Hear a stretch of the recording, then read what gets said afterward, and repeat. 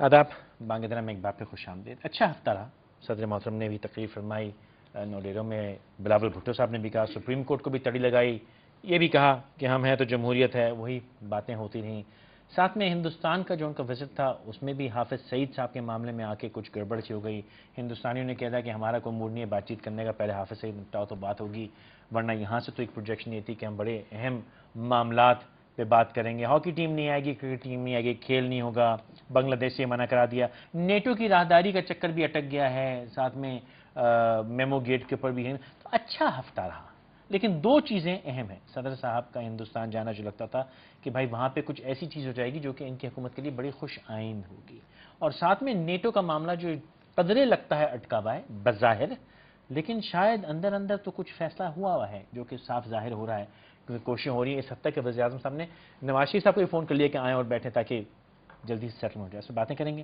میں آج کے مہمان یہاں پہ میرے ساتھ موجود ہیں کراچی میں Abid Rao sahab, air vice marshal retired, thank you so much sir. Zafar Hilaly sahab foreign diplomat ہیں, ایکس ڈپلومیٹ, بہت شکریہ سر آپ نے وقت نکالا. اور لاہور میں میرے ساتھ فرید پراچا صاحب جماعت اسلامی سے موجود ہیں. فرید صاحب بہت شکریہ آپ نے وقت نکالا. عابد صاحب مختصراً دونوں موضوعات پہ اگر آپ روشنی ڈالیں, ایک تو نیٹو کی راہداری کا معاملہ ہے وہ, اور دوسرا ہندوستان سے ہمارے تعلق, وہ سب ایک چیز بلکہ ملی ہوئی ہے, کیا کہیے گا؟ دیکھیے, نیٹو کا معاملہ جو ہے نا اب اتنا الجھا دیا گیا ہے کہ آپ نے ایک فارن پالیسی ایشو میں جذبات, قوم کا آنر اور وہ ایلیمنٹس لے آئے ہیں جو نیشنل فارن پالیسی کا حصہ نہیں ہوتے. آپ تضاد یہ دیکھیں کہ یہی مذہبی جماعتیں جب NWFP اس وقت تھا, اب خیبر پختونخوا میں حکومت میں تھی, نیٹو کے راستے کھلے ہوئے تھے, سارا کچھ آ جا رہا تھا. اب اپوزیشن میں ہیں تو یہ بہت برا ہے. دفاع پاکستان کونسل میں شیخ رشید صاحب جب پرویز مشرف کے ساتھ منسٹر تھے تو اس کی بڑے حمایت کرتے تھے ہر چیز کی, ڈرون حملے بھی ایکسیپٹیبل تھے. آج اپوزیشن میں بیٹھے ہیں تو وہ کر رہے ہیں. نواز شریف صاحب نیوٹرل اس لحاظ سے ہیں کہ یہ نہ پہلے حکومت میں تھے, تو ان کا جو بھی پوائنٹ آف ویو ہے وہ نیا ہے. آپ نے پارلیمنٹ میں یہ معاملہ لے گئے ہیں. پارلیمنٹ میں فارن پالیسی کبھی نہیں بنا کرتی, شاید ہلالی صاحب میں سے ایگری کریں. آپ کی پارلیمنٹ میں آدھے سے زیادہ وہ لوگ ہیں جو اپنے ضلع سے نکل کے پہلی دفعہ نیشنل لیول پالیٹکس میں آئے ہیں. ان سے اگر آپ پوچھیں نا پاکستان کے پڑوسی کون ہیں, شاید ان کو وہ بھی نہ پتا ہو. ان کی تعلیم بھی مشکوک ہی ہے. تعلیم تو ڈیفینیٹلی مشکوک ہے. یہ جو BA کے کئی کیسز کا ہوا, تو وہ فارن پالیسی پہ کیا رائے دیں گے مجھے بتائیے. ان کا کام قانون سازی ہے. وہ قانون سازی چھوڑ کے ایک کنفیوژن, جب بھی آپ نے کوئی ایسا فیصلہ کرنا ہوتا ہے اس کا آپ ایک فورم چھوٹا رکھتے ہیں اور اسپیشلسٹ کا رکھتے ہیں.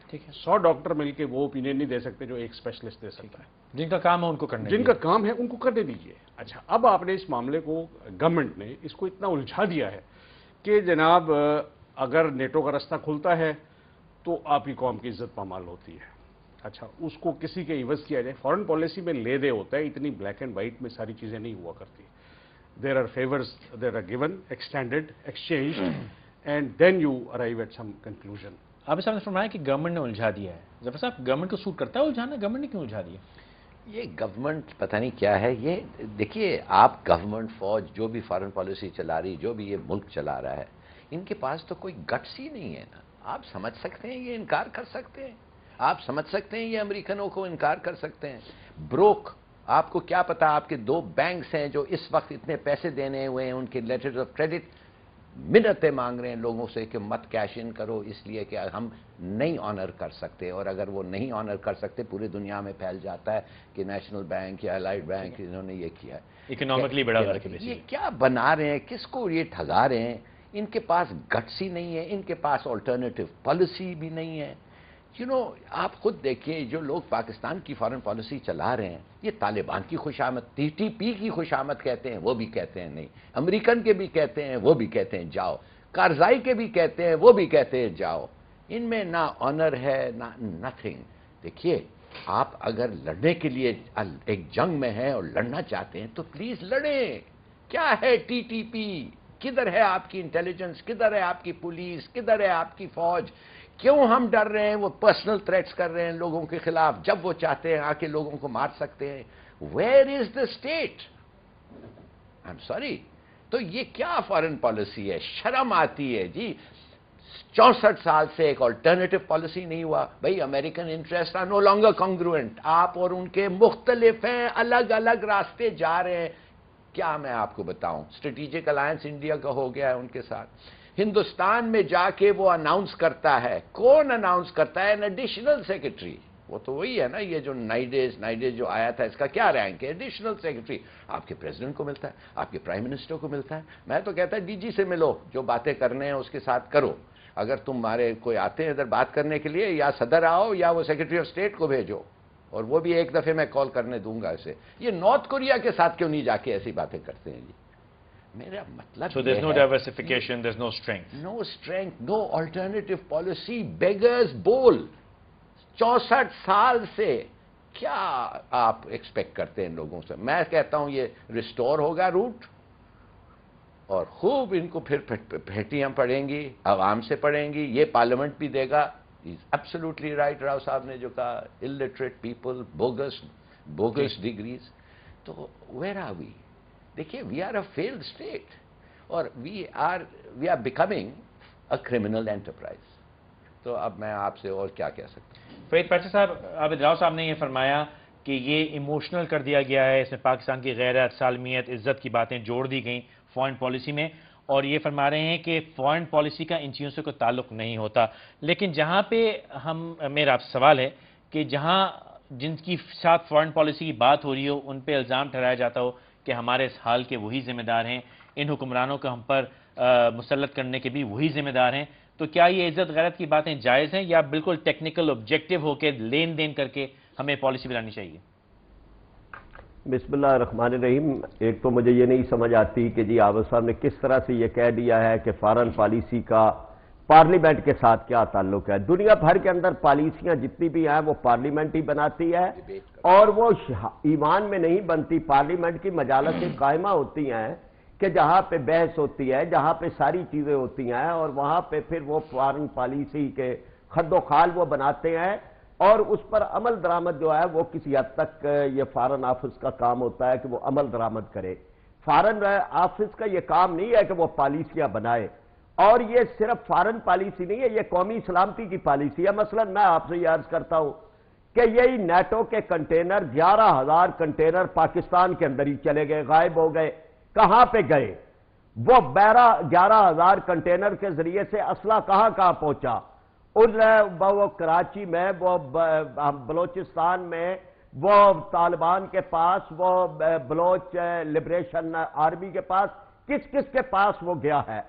ये जफर हिलाली साहब की बात ठीक है, लेकिन जुज़वी तौर पे नहीं, यानी इससे मैं इख्तिलाफ करता हूं कि यहां ये जो कुछ खेल हो रहा है उसमें उस तरफ से भी दहशतगर्दी का खेल अमेरिका ही खेल रहा है।